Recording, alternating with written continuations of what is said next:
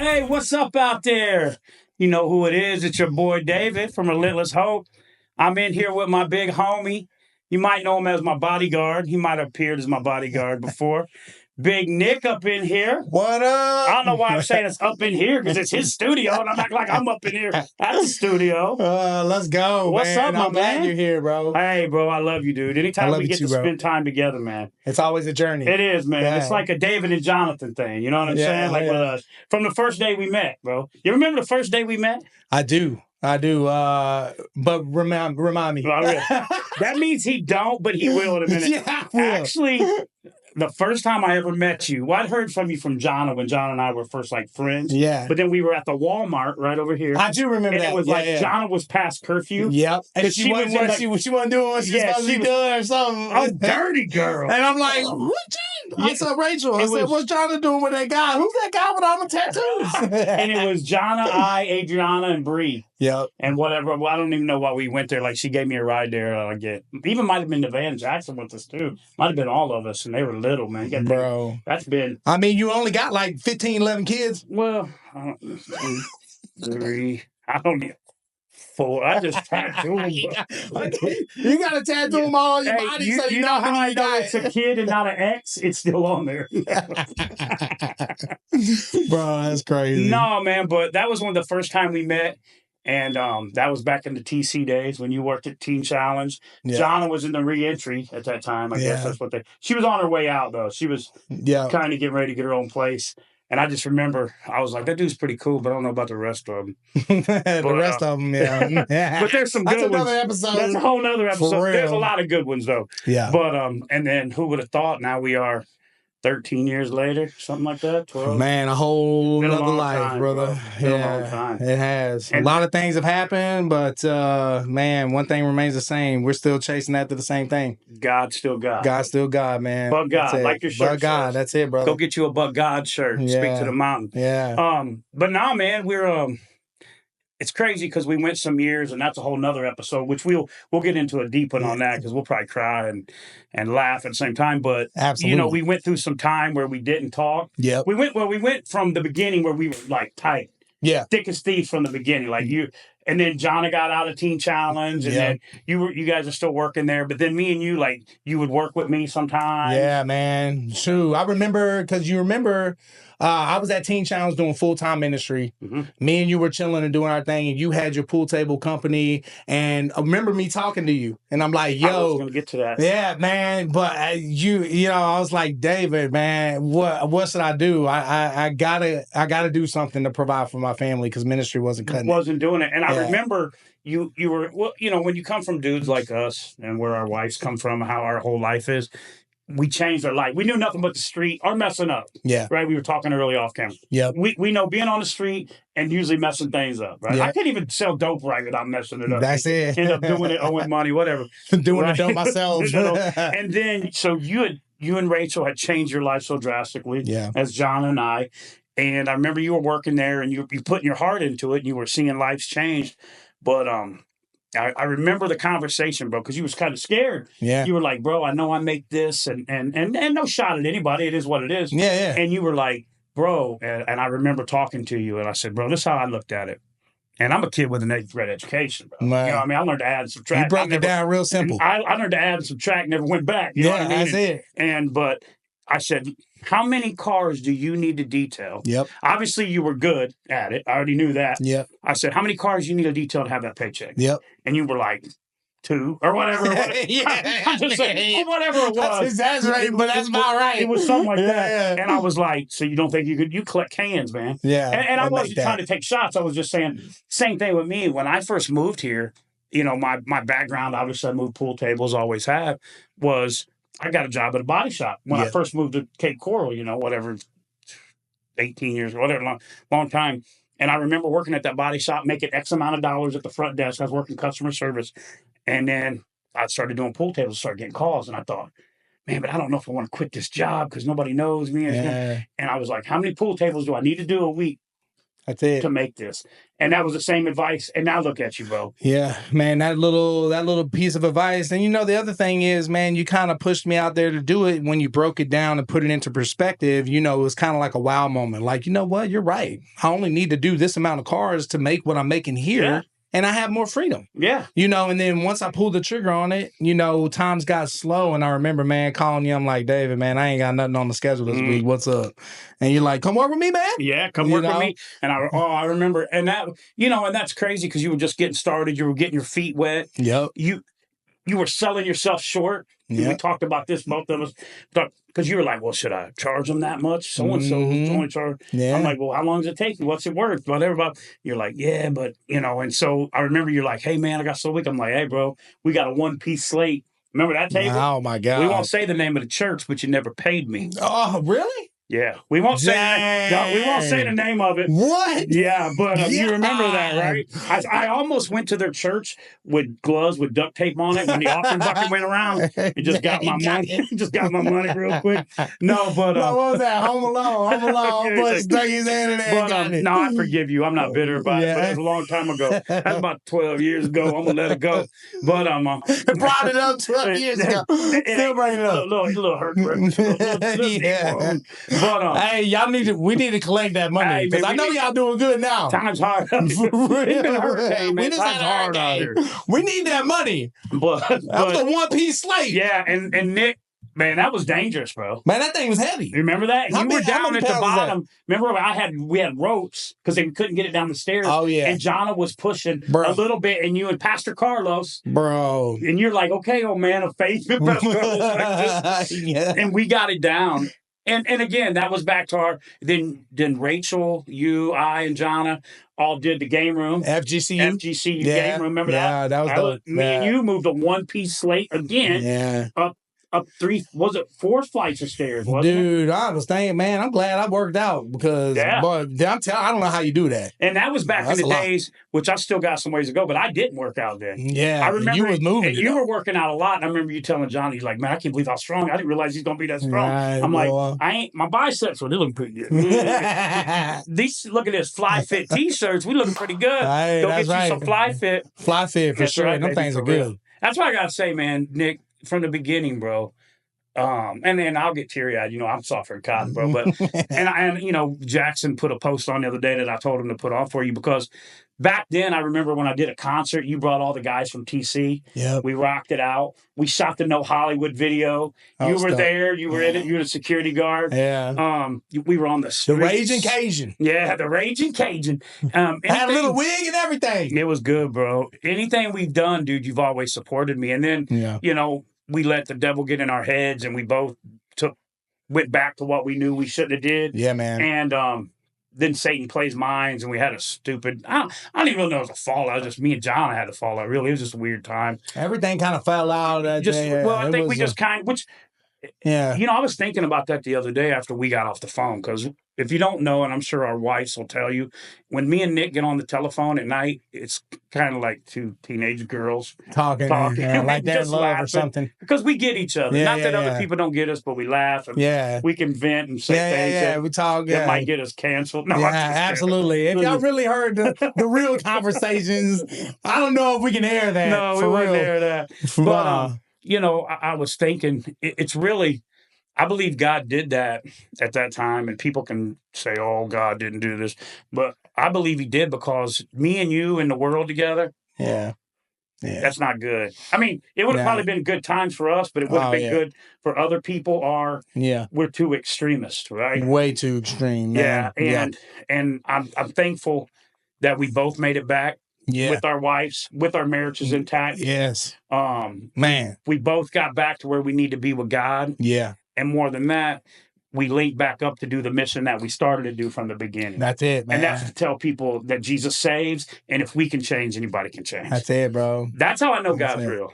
Absolutely, man. Without a shadow of a doubt, man. To see us have those hiccups and those speed bumps in the road and overcome adversity and all the challenges that were set against us, man. Especially you and Jonna, man.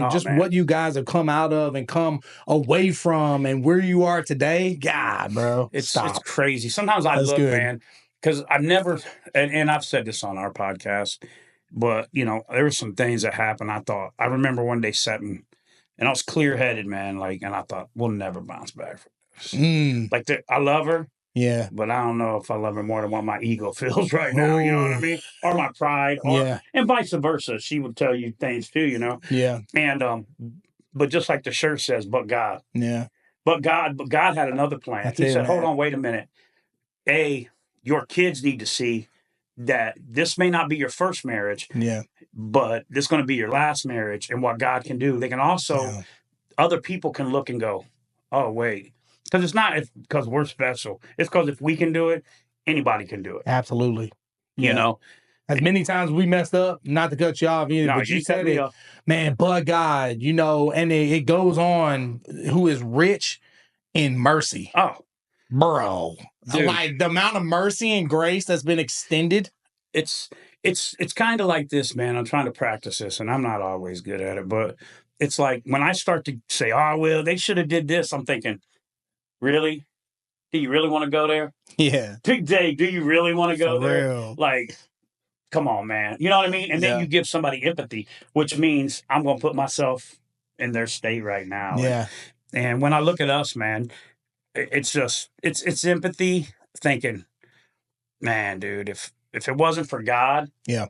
I mean, look at you, bro. You'd be dead. I'd be dead. Be in jail, prison for a long time. You know what I mean? Like we both had some crazy times. Yeah. And I was telling you this the other day because we started talking, and our conversations go like, we're on top of the world, man. I don't know. It's funny, man, because like you'll call me at the time that I'm a certain way, and then I can call you and I'll go, "What's wrong, bro?" Yeah. And you'll be like, and that's the thing about our relationship, man. Sometimes I'm the big brother, sometimes you're the big brother, but that's good, man. But I look back and I think, without God, man, where would we be? And I know that He brought us back together. Yeah, because we've got a big mission. We've got some unfinished business. So I don't really care what nobody says about us. Yeah, I used to care, bro. Yeah, me too. Because and a lot of stuff they said was true. They had the right to say that. Yeah, absolutely. But then I'm not that guy, and you're not that guy. Yeah, exactly. I'm not the guy I was 3 months ago. No, that's 3 years ago. Yeah, for 4 years, 5, 6, 7, go on down the line. Yeah, man. I mean, you could Google me, and they might say I'm that guy, but I'm not that guy. So I believe that as a time as this, we reunited at the right time. Our wives are behind us 100%. It's like, that we're going to do some things that people aren't even, I don't think, ready for. Man, I ain't ready for it. Man, we're going back to Teen Challenge Wednesday. I'm so excited, bro. Yeah. I'm so excited. And this is something that we made non-negotiable because the hurricane hit, some other things happened. Yep. And we had to go. So we're excited that we're going to be in Orlando. We're going to be in Orlando. Shout out Sanford. Yep. Yeah. Shout out Jeremy Cubs, man. Thank you, bro. Sanford TC. We're so excited to go in there and give them guys some hope. Yeah, you guys gonna rock the house out, man. You got a new song, dude? Time Machine. Yeah, it's crazy, man. Time Machine came out and it deals with, what it deals with, sexual abuse and trauma. Yeah. And Jelly Roll released a song today, not like that's dealing with the same thing. Yeah, and that shows you that people are hurting, man, and they need it, bro. Yeah, people are hurting, man. And that song, dude, I didn't even know Jelly Roll did that, but it doesn't today matter. I just heard it. It popped up today. I seen it there. Man, that for real. Time Machine streaming on all platforms, ain't it? Man, that thing, check Spotify. That out. Yeah, it's probably one of the realest songs I've ever wrote, man. And it was hard to write. It took a lot of years because I had to deal with some stuff, and it's that kind of trauma, and not even that, not even sexual abuse trauma. Any trauma keeps you locked in. Yeah. Trauma is the only prison that don't have no bars. It's like inside and it holds you, man. And that's good. And I lived 45 years with it. And I put it all in my right hand. You know what I'm saying? Yeah. And I was either womanizing or trying to knock somebody out or getting knocked out. I got knocked out a lot too. Yeah. But, you could feel that on the song. Yeah. And I don't want to, I do want to hone in on it because that song's powerful. Yeah. When you first shared it with us, man, it was like, it hit me, and it was like, I just know beyond a shadow of a doubt, you put everything out there on paper. Yeah.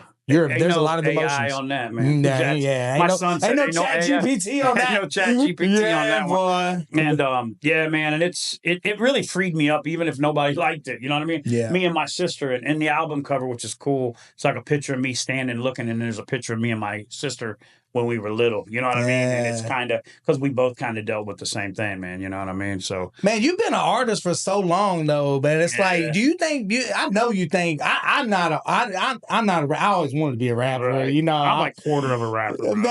But do you think music is? I mean, you creating your own music therapeutic? Oh, for me, you know, going back, yeah, man, a lot of people don't realize, bro, like how long I've been, like I was Christian rapping when it was illegal in churches, bro. Like, you've been doing it. And, you know, I was always 1 foot in and 1 foot out, though. Yeah. So, like, I'm not trying to say I'm any streeter than anybody else because, man, you know, that annoys me. You know how I feel about that kind of stuff. But, like I really lived a lot of stuff. You know what I mean? Yeah, and then my mom got saved at a young age, you know, when I was young. So I kind of knew stuff, but then this happened and that happened. So my foundation was like a brick here, but missing a brick here. Yeah. So I knew the biblical stuff, but I was always back out here then in, and then my mom tried to make me go to church. So I got out of jail. I hit a dude with a baseball bat. But the thing was, he was like 30 and I was like 14. I was like, got out and like I was going to fight him. The thing is, I broke his elbow, but he took the bat from me and whooped me. But that's the moral of the story. That just went south. Yeah.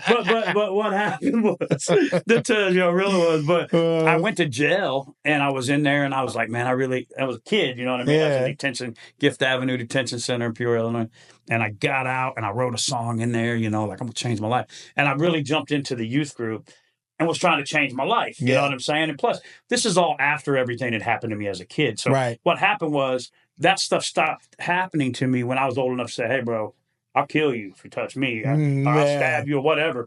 And so then now I've become a scared little kid with a good right hand, you know, and I'm angry and now I'm going to be this and this. So I really wanted to change my life. So I wrote this Christian rap song, you know, Out on Bail or whatever it was, you know. And was that the name of the song? I think it was. Out on Bail? County jail is where I wait. Just another consequence from a dead end mistake or whatever it was. Okay. Man. That was the beginning of it, I think.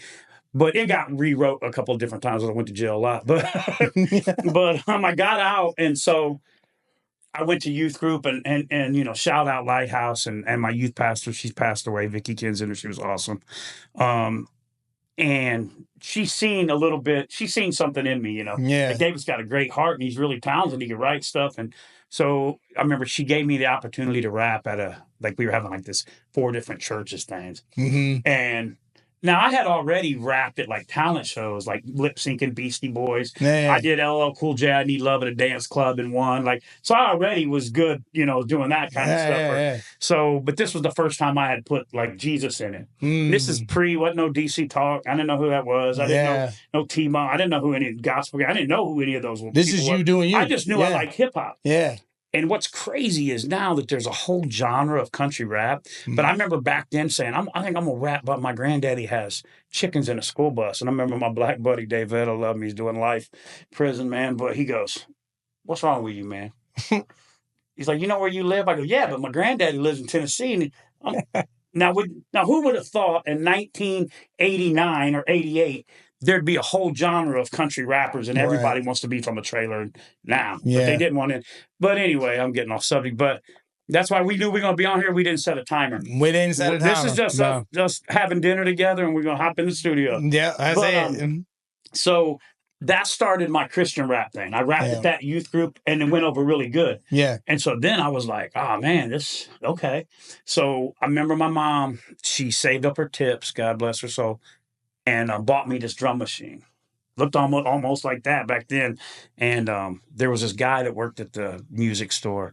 And I know that guy hated me, man. His name was Dave. I can't remember. I'd come in and go, hey, if I wanted to do this, what would I need? You know, and I was just a kid, you know. He's like, well, you need this. And I just wore him out, you know what I mean? You ain't 1,001 questions. And I got a drum machine and started doing it. And there's a guy, shout out Bill Kocher. He's still a friend of mine to this day. Probably one of the most musically genius people I've ever met in my life. He was in a band called Seventh Angel. And that was back in the Striper days, all right? Rap wasn't popular, but he's like, to the hell with the devil. You remember all that stuff, right? Yeah. So Bill was in Seventh Angel. So they were a real popular rock band that would play at churches and youth groups. Yeah. And Bill was breaking up with them. They did my boy shady. I was mad about that. I was still a lot of street too. I wanted to beat him up for him, but he was said, hey, I want to start this rap rock band. And we were like, there was no rap rock. Yeah, I think there wasn't no Kid Rocks. There wasn't no, Linkin Parks. This is 1988, bro. Or whatever it was. I was 15, so whatever year that was, I'm 51. So he was like, I said, well, hey, man, I'm going to be rapping at my church. And he's like, I remember Bill. Bill was like, so I was 15. Bill was like 18, 19. It's like, I'm going to come and give you an audition. Bill giving me an audition. But anyway, so he came over there and he brought his girl and I rapped. I actually rapped by then. Now I've been rapping for a little while. I don't even know. I might have done it. I was walking down the street with nothing to do. The sun was out and the sky was blue. But anyway, and it's funny. I can remember that stuff, those songs. And I rapped it. And he goes, man, that's really good. But I didn't know. I would write like 10-minute long songs. I didn't understand song structure, build up, bridge. I'd just be like, I'm rapping for it'd just be on you and on. Put right? bars on. Right, on you know? paper. Yeah, and like it was different back then. And he said, I never forget, man. He said, hey, we're gonna make a band, rock rap band. I'm like, let's go, bro. And he would pick me up when he'd get off work. My mom loved him and still loves him to this day. His mom, he's from New York. His mom was like, and dad, hardcore New Yorkers, but they lived in Pekin, Illinois. And we'd go to his place, and he had a bedroom upstairs, all this music. It was a room about like this, but music equipment everywhere, like samplers, like stuff, Depeche Mode. The stuff people dreamed of. Back then, but he had all this stuff. And he would say, I'm going to make the beats. You're going to write the songs. I'm going to give you a thing. And then next week you come back with them. So he'd make a thing, and then he'd be recording it to this and this, and he'd give me a beat, and he'd say, okay, we're going to rap about this, Right. And I'd go home, and then I'd come back the next week, and he'd be like, okay, we got to break this into this. We got to break this into this. And we started a group called The Zoo. Had some dope shirts, bro, back then. I got a picture. We'll put it in on here. But our first rap picture, I got it actually, me and him standing together. We called The Zoo. And we were called The Zoo because we were taking the gospel to the concrete jungle, right? Or whatever it was. And we had dope shirts. They were like black with just green. And he knew a lot of people from doing, feel like I'm talking a lot. He knew a lot of people that... No. You're talking We're going to break this up in about 5 segments. We're going to have 5 segments this one. Good thing I drank one of these clean calls. And then after that, I drank a clean calls and went and used some Detail Labs foam soap. Clean. Hey, baby. Detail Labs. Better get on the links. Clean calls. Hey, we're all about promoting. We got to. Nobody else sharing our stuff. Hey, we got to share our stuff. We got to share our own stuff. We share it. Never mind. All right, that's another topic. Yo, I need my family to share my stuff. Hey, me too. You know what's crazy is, who was it that said something? You did a song for the sheriff? I'm like, yeah, it only got, I don't know how many thousands of views on TikTok and Instagram. Yeah. Greg. He didn't even know that I did a song with the sheriff. I'm just playing. But, we're not calling nobody out. No, we're not calling nobody. We'll edit that up. Rachel, edit that part out. Rachel, edit. But so we started working on songs. So he started getting us in churches because he had been in the rock band. Yeah. And we would open up. But I opened up for like back in DC Talk, PID. These were all like big Christian rappers. Yeah. Now Christian rap is starting to come. So, here I am, 16-year-old kid, whatever, opening up. 3 songs, and they're like, well, these dudes saying we're coming out with guitars. We were like ahead of our time, though. They're like, nobody was doing that then, especially not in the Midwest. Right. So me and Bill did stuff together probably for a couple years, I'd say. I caught a case, I started getting out, had a baby, you know what I'm saying? Got married, and just a kid, man. Didn't make him crazy. Then I got away from God and quit the band. Bill was a good guy, man. Broke his heart. I'm like, bro, I'm out of here. I ain't never doing this no more, man. And but thank God the time I was with him, because he really taught me a lot. And then through my life, he always answered my calls like, hey, bro. Because then I started rapping again. Yeah. Did my first album. Was called Out on Bail. And 1992. Bells are running through. Out on bells. I was always out on bells. Either they had me or they wanted me. But in 1992, fun fact, me and KJ52 was in the same magazine. His name was King J Mac. King J Mac. Before he was KJ52 and I was Doughboy. And he was on one side and I was on the other. It was called Unsigned Hype. Because we were both kind of doing our thing. And I think I got locked up and he got a record deal. I think that's how that went. Dang. And it's just been my life. You know why? Yeah. Because I was scared of God's call, man. Yeah, that's it. I never thought I was good enough because I had these secrets that Time Machine talk about.